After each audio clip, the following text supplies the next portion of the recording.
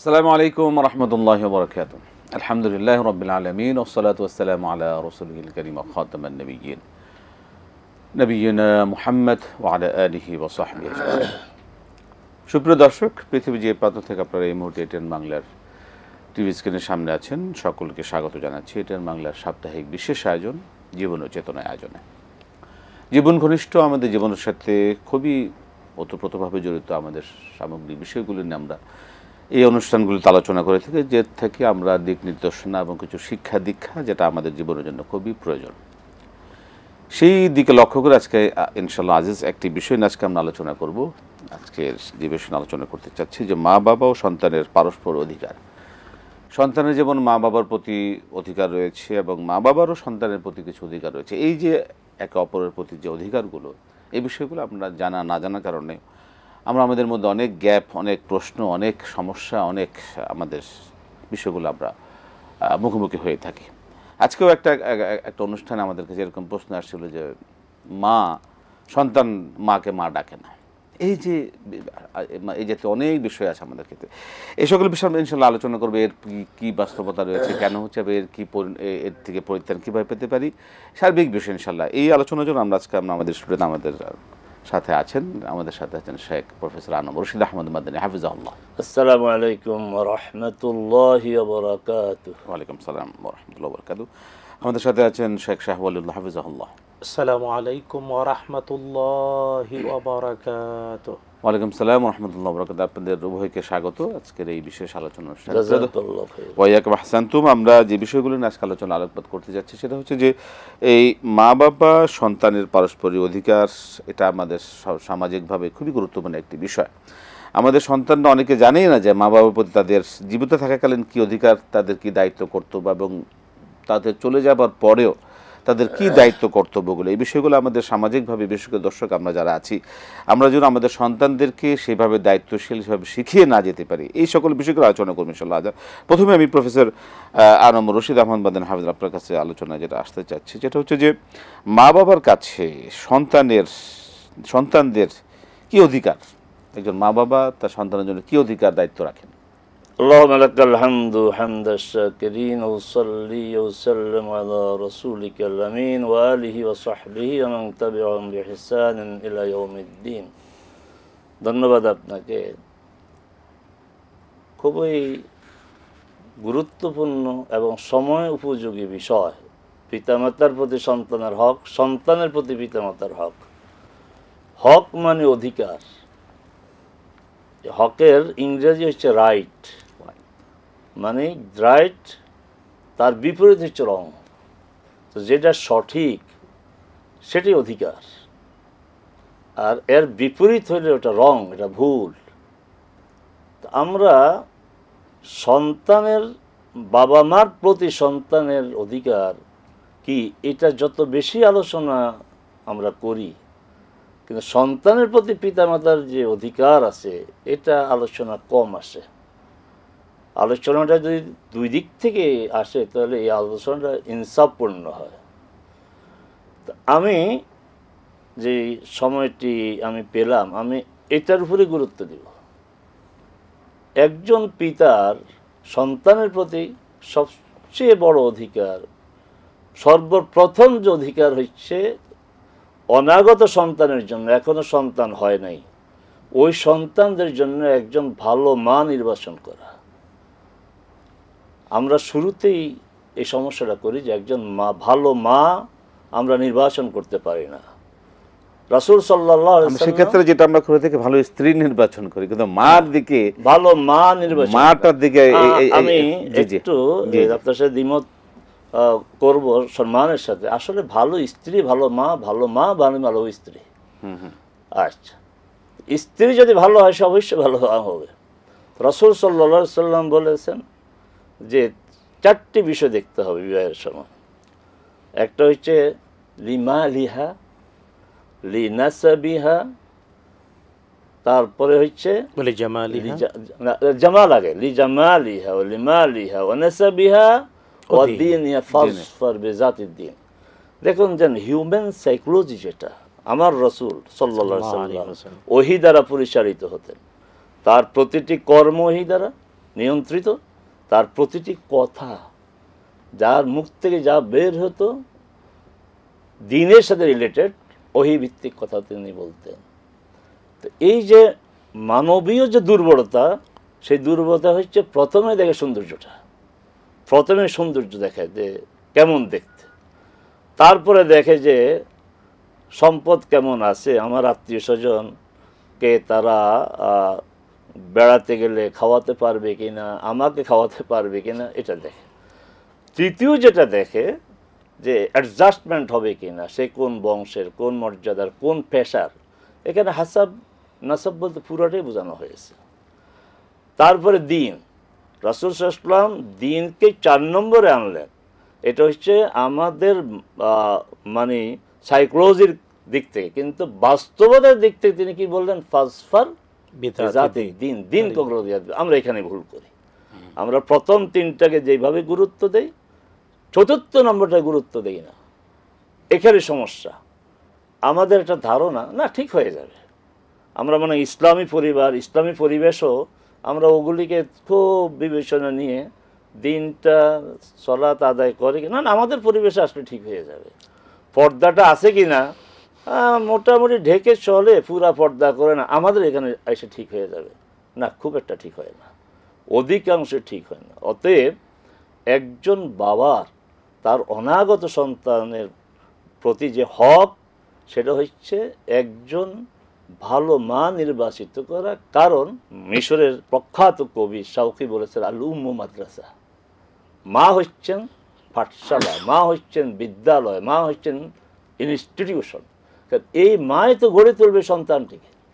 তো মা, এই যে আমি শুনলাম একটু আগে যে সন্তান মাকে মা ডাকে না, এইটাও এত গুরুত্বপূর্ণ বিষয় না, ডাকলো না, কিন্তু সন্তান মাকে হত্যা করে।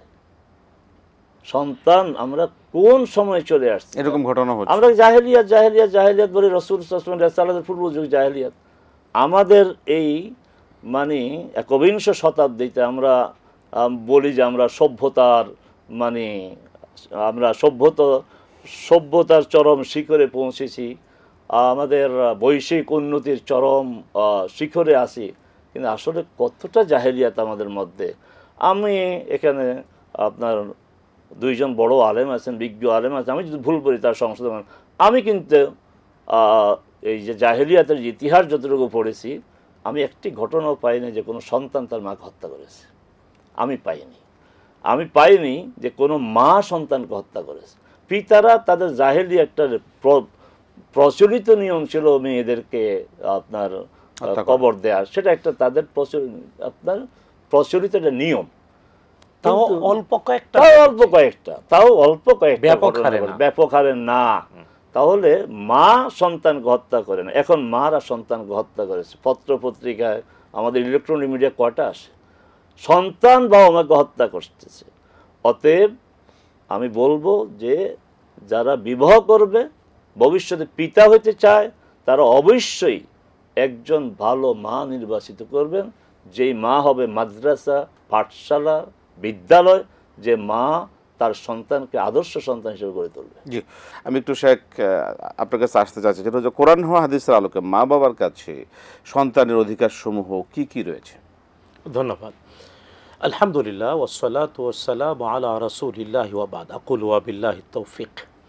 সন্তানের অধিকার মা বাবার কাছে, এটা উস্তাদ শুরুই করলেন।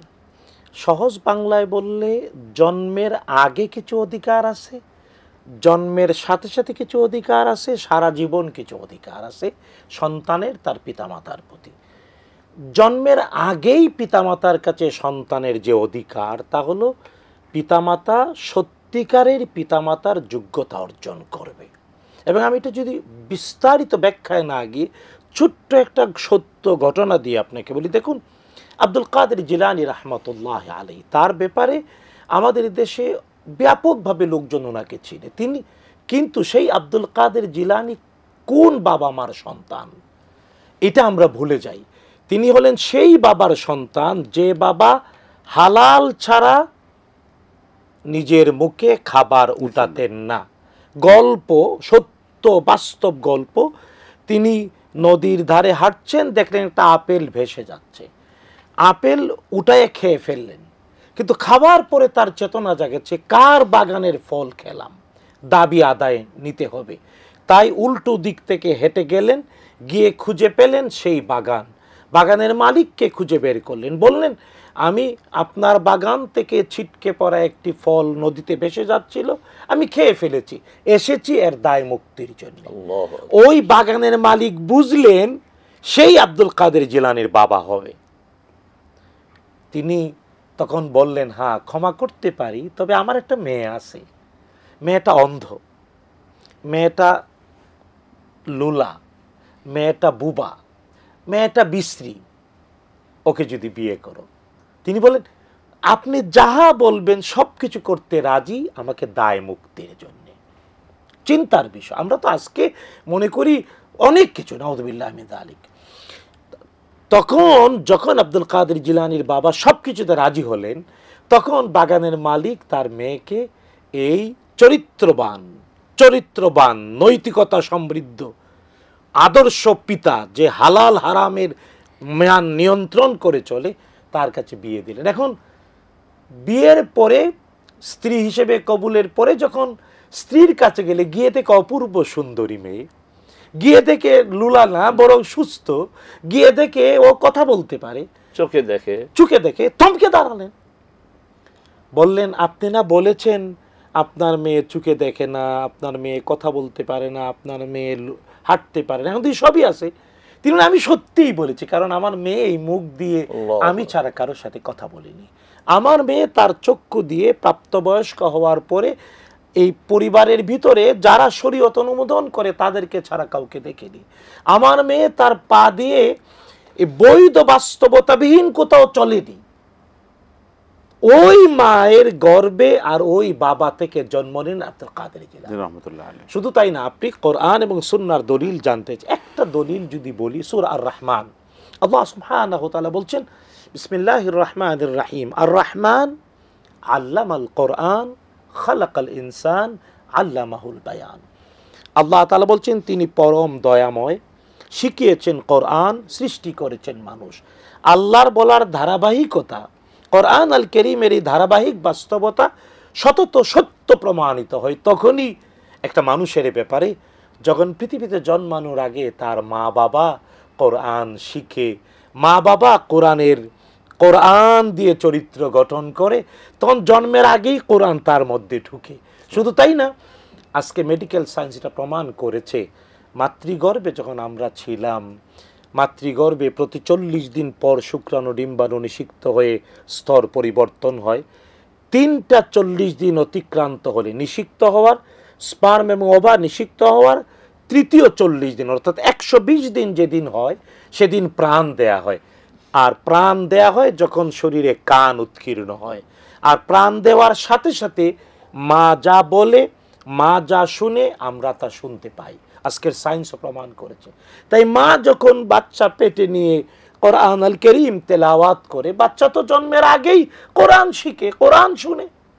তো এইটা হলো সন্তানের অধিকার জন্মপূর্ব মা বাবার প্রতি। বিশুদ্ধ বিবাহ হবে। উস্তাদ যেটা ইঙ্গিত করেছে, আরেকটা পয়েন্ট আপনাকে বলি, অনেক লোকজন আমাদের কাছে আসে, যেমন আমি 18 বছর সুবানবাগ মসজিদে লোকজন আমার খতিব সাহেব বলে জুমার পরে বসি, উপরতলা থেকে নিচতলা পর্যন্ত সকল শ্রেণীর লোকজন আসে, কথা বলে। কিন্তু যখনই অভিযোগ শুনি সন্তান মানুষ না, প্রশ্ন করি মোহর দিয়েছেন? অধিকাংশ লোক বলে মোহর মানে কি? এটা তো কাবিন লিখে রাখছে। এটা যে ফরজ, বিবাহের অন্যতম ফরজ একটা বিষয়, স্ত্রীকে স্বামী মোহর পরিশোধ করবে, এবং আল্লাহ তাআলা ফরজ শব্দ দিয়ে কোরআন আল কারীমে তা বলেছেন। বাংলাদেশের অধিকাংশ মানুষ তা আদায় করে না, এটা যে ফরজ তাই জানে না, বিবাহটাই ঠিক হয় না, বাচ্চা মানুষ হবে কেমন? একটু আমি যোগ করি, মোহরের ব্যাপারে ইসলামী স্কলারদের সর্বসম্মত ফতোয়া, যদি মনে করে যে এটা ধরার জন্য ধরা দিতে হবে না, যতদিন স্বামী স্ত্রী মেলামেশা হবে ততদিন যেন হবে। নাউযুবিল্লাহ। সুতরাং এই ব্যাপারগুলো আজ আমাদের সমাজে দুর্ভাগ্য। সুতরাং সন্তান জন্মপূর্ব অধিকার মা বাবার উপরে এই বিষয়গুলো, যে আদর্শ মা হবে, আদর্শ বাবা হবে, তাদের বিবাহটা শরিয়া অনুযায়ী হবে, মোহর আদায় করে হবে। হ্যাঁ, তারপরে যখন জন্ম নিল পৃথিবীতে, জন্মের সাথে সাথে তাকে একটু সুন্দর নাম রাখতে হবে, অথবা জন্মপূর্ব নাম রাখতে পারে, 7 দিনের দিনে অথবা 7 দিন থেকে 14 দিনে আকিকাটা করবে। শুধু তাই না, নৈতিকতা শিক্ষা দেবে, কোরআন এবং সুন্নাহ শিখাবে, দ্বীনের সাথে ইসলামের সাথে সত্য এবং ন্যায়ের সাথে পরিচয় করাবে। ঠিক এইভাবে সারাটি জীবন পিতামাতার উপরে সন্তানের অধিকার, এমনকি অধিকার সন্তানের অধিকার আদায়ের জন্য প্রয়োজনে বাবা মা শাসন করবে সন্তানকে। বলেছেন মুহাম্মাদুর রাসূলুল্লাহ সাল্লাল্লাহু আলাইহি ওয়াসাল্লাম, বিশ্বনবী বলেছেন মুরু আওলাদাকুম বিসসালাহ ওয়া হুম আবনাউ 7 সিনিন, 7 বছরের সন্তানকে আদেশ করো সালাতের। ওয়াদরিবুহুম বিল আশার, 10 বছর সালাত যদি অভ্যস্ত না হয়ে ওঠে তাহলে বেত্রাঘাত করো, শাসন করো। বিশ্বনবী সাল্লাল্লাহু আলাইহি ওয়াসাল্লাম সন্তানের অধিকার দিয়ে দেওয়ার জন্য প্রয়োজনে কঠিন আচরণ করতে শিখিয়েছেন। সুতরাং নৈতিক শিক্ষা দেওয়া, ধর্মীয় শিক্ষা দেওয়া, এমনকি সারাটি জীবন মা বাবাই, মা বাবার সারা জীবনের দায় সন্তানকে সত্যের প্রতি নির্দেশ করে, এবং তাদের উপযুক্ত বয়সে তাদের জন্য সঠিক কন্যা, তাদের বিবাহ শাদীর ব্যবস্থা করা, মেয়ে হলে ছেলের ব্যবস্থা করা, ছেলে হলে সেরকম ভালো মেয়ের ব্যবস্থা করে দেওয়া, যেটা তাদের জীবন থেকে যেভাবে শুনে। এখানে বিখ্যাত হাদিস, বিশেষ করে মেয়েদের ব্যাপারটা, কারণ ইসলাম সবসময় অবহেলিত যারা তাদের অধিকার প্রতিষ্ঠায় অগ্রসর, গুরুত্ব দিয়ে। এই জন্য মেয়েদের ব্যাপারটা রাসূলুল্লাহ সাল্লাল্লাহু আলাইহি ওয়াসাল্লাম এমন ভাবে বলেছেন, বিশ্বনবী সাল্লাল্লাহু আলাইহি ওয়াসাল্লাম বলছেন যদি কারো 2টা মেয়ে অথবা 2-এর অধিক অথবা 2-এর কম মেয়ে হয়, জন্মের পরে নাম রাখলো, আকিকা করলো, নৈতিকতার শিক্ষায় শিক্ষিত করে তুললো এবং একটা সৎ পাত্রস্থ করলো, রাসূলুল্লাহ সাল্লাল্লাহু আলাইহি ওয়াসাল্লাম বলছেন বিশ্বনবী নিজে তার জন্য জান্নাতের জামিনদার। অন্য হাদিসে আসছে বিশ্বনবী বলছেন ওই মেয়ের মা বাবা এবং রাসূলুল্লাহ সাল্লাল্লাহু আলাইহি ওয়াসাল্লাম পরস্পর এই পাশাপাশি জান্নাতে থাকবেন, দিনের নিজের 2 আঙ্গুল মোবারক এইভাবে দেখালেন। আলহামদুলিল্লাহ, আমরা আসলে সন্তান হিসাবে পিতামাতার আমরা শুনলাম, আলহামদুলিল্লাহ শেখ আপনার কাছে শুনলাম যেটা প্রিয় দর্শক আমরা শুনছিলাম যে আমাদের নিজেদের কিন্তু সন্তানের ভালো সন্তান আমরা যে যদি লাভ করতে চাই, সেক্ষেত্রে আমাদের নিজেদের কিন্তু বিশাল দায়িত্ব, কর্তব্য এবং নীতিনৈতিকতার বিষয়গুলো মেনে চলা, জানা, মানা, এগুলো আমাদের গুরুত্বপূর্ণ রয়েছে। নিজেই আমি জানলাম না, নিজের মধ্যে নৈতিকতা থাকলাম, হারাম হালালের আমি সেরকম আমি তোয়াক্কা করলাম না, কিন্তু আমি চাইবে আমার সন্তানটা যেন ভালো থাকুক, সুন্দর থাকুক, ভালো থাকুক, এটা আসলে হয় না। এবং আপনি একটা খুব গুরুত্বপূর্ণ কথা বলেছেন যে আমরা জীবনের শুরুতেই তো আমরা একটা ভুল করে থাকি অনেকে, যেটা মোহরানা, একটা অর্থাৎ ফরজ একটা ইবাদা, সেটাকে আমরা অনেকে এটাকে খুব নেগলেক্ট করে থাকি, খুব হালকাভাবে নিয়ে, যে কারণে একটা বড় একটা সারাটা জীবনের একটা প্রভাব আমাদের জীবনে এটা প্রত্যেকেই এটা আমরা ফেস করছি। এই বিষয়ে আরেকটু আমি আলোকপাত করতে চাচ্ছি আমাদের সাহেব প্রফেসরের কাছে যে স্যার, যে এই বিষয়ে আসলে আমাদের আর কি গুরুত্ব দেওয়া উচিত, আমাদের একটা সুন্দর পরিবার আমরা কিভাবে লাভ করতে পারি, সন্তানদের আমাদের শিক্ষা দীক্ষা দেওয়ার জন্য আর কি কি বিষয়ে গুরুত্ব দেওয়া দরকার? জি, আমি আবারও আপনাকে ধন্যবাদ জানাই এবং খুব দুঃখের সাথে বলি যে আমাদের মিম্বারগুলোতে, ওয়াজের যে মঞ্চগুলোতে শুধুমাত্র সন্তানদের করণীয় এই বিষয়টা বেশি আসে। আবার আরেকটা বিষয় হচ্ছে স্ত্রীদের কি করণীয়, স্ত্রীদের করণীয় কি, স্বামীদের করণীয় সময় খুব কম আলোচনা আসে। তো আজকে আপনি একটা সুযোগ করে দিয়েছেন যে আমরা পিতামাতার দায়িত্বটাই আমরা বলতে থাকি। আর যেমনটি শাহ সাহেব একটু আগে বলেছেন, আসলে প্রথম কথাই হচ্ছে যে বাবা যিনি এখনো বিয়ে করেন নাই, স্বামী হবেন, স্ত্রী হবে, মা হবে, এরাই তো পরবর্তী পিতামাতা, তো তাদের আদর্শিক মানটি যদি উন্নত হয় তাহলে সন্তানদের তো তাই হবে। তো দেখেন, হালাল হারামের কথা এসেছে, যেই বাবা হালাল উপার্জন করে মাকে খাওয়ায়, সেই সন্তান ভালো হবে না এটা আমরা বলতে পারি না। সেই সন্তান ভালো হওয়ারই কথা, উনি একটা উদাহরণ দিয়েছেন। রাসূল সাল্লাল্লাহু আলাইহি ওয়াসাল্লাম দেখেন হজের সফর, কিন্তু যে একজন লোক তার চুল এলোমেলো, তারপরে পোশাক ধুলা ময়লা, তো আকাশের দিকে হাত প্রসারিত করে ইয়া রব্বি ইয়া রব্বি বলছে। রাসূল কি বললেন যে মাতআমুহু হারাম, খাবার হারাম, মাশরাবু হারাম, এই পানীয়টা হারাম, মালবাসুহু হারাম, লেবাস। তার পোশাক আর গুযিয়া বিল হারাম, তার যে আপনার প্রোটিন, যেটা প্রোটিন যে বড় হয়েছে শরীরে হারাম দিয়ে, কাঠামো। আন্না ইউস্তাজাবু লাহু। কিভাবে দোয়া রাসূল কবুল দোয়া কবুল হবে না বলেন, রাসূল বিশ্বাস প্রকাশ করেছে কিভাবে? যে এর দোয়া কবুল হবে কিভাবে, তো এই বাবার সন্তান ভালো হবে কিভাবে? আমি এই হাদিসের সাথে মিলিয়ে বলবো যে বাবার খাবার হারাম, পোশাক হারাম, তারপরে পানিও হারাম, বাড়ি করেছে হারাম, হারাম টাকা দিয়ে, ওই গাড়ি হারাম টাকার দিয়ে, তো এই বাবার সন্তান ভালো হবে? এই বাবা সোবহানবাগ মসজিদের খতিব সাহেবের কাছে এসে বলবে যে আমার সন্তানরা যেন নেক সন্তান হয়, দোয়া করবেন, তো এই সন্তান কি নেক সন্তান হবে? প্রশ্নই আসে না। প্রশ্ন শোনা। দেখুন, দোয়া করতে হবে। জাকারিয়া আলাইহিস সালাম বৃদ্ধ বয়সে সন্তান তার হয়েছে, তাও আশা তার সঞ্চার হয়েছে যখন মরিয়াম আলাইহিস সালামের কাছে দেখলেন যে মৌসুম ছাড়া ফল, তার বিশ্বাস হলো যে মৌসুম ছাড়া ফল যদি যেই আল্লাহ দিতে পারে, আমাকে মৌসুম ছাড়া সন্তানও দিতে পারে। আল্লাহু আকবার। সন্তানের মৌসুম তো না 80 বছর জি পরে। জি জি জি। দোয়াটা কি করছে? আমাকে সন্তান দেয়, দোয়া করে নাই, রব্বি হাবলি মিন লাদুনকা যুররিয়াতান যুররিয়াতান তাইয়্যিবাতান। তাইয়্যিবা। তা আমরা কি দোয়া করি? হ্যাঁ হুজুর আমার জন্য সন্তান হয়, দোয়া করবেন না, সন্তানের জন্য দোয়া করা যাবে না। এগুলি তো আমাদের জন্য শিক্ষণীয়, যে তিনি এই দোয়া করেন নাই যার হে আমার রব আমাকে সন্তান দাও, রব্বি হাবলি মিন লাদুনকা যুররিয়াতান তাইয়্যিবা। তাইয়্যিবা। এবং পবিত্র সন্তান। কোরআন সুন্নাতে বিভিন্ন জায়গায় ওলাদ সালেহ বলা হয়েছে। আচ্ছা। এই যে আমরা ফাইকারি হারে একটা কথা বলি যে সন্তানের দোয়া কবুল হবে, কে বলছে? অসত্য কথা। নেক সন্তানের দোয়া কবুল। ওয়ালাদুন সালেহ, রাইট। ওয়ালাদুন সালেহ, নেক সন্তান। আমরা আমরা আমরা এখন জি সন্তান যদি নেক না হয়, জি তার দোয়া কবুল হবে না। রাইট। নেক সন্তান বানাবে কে?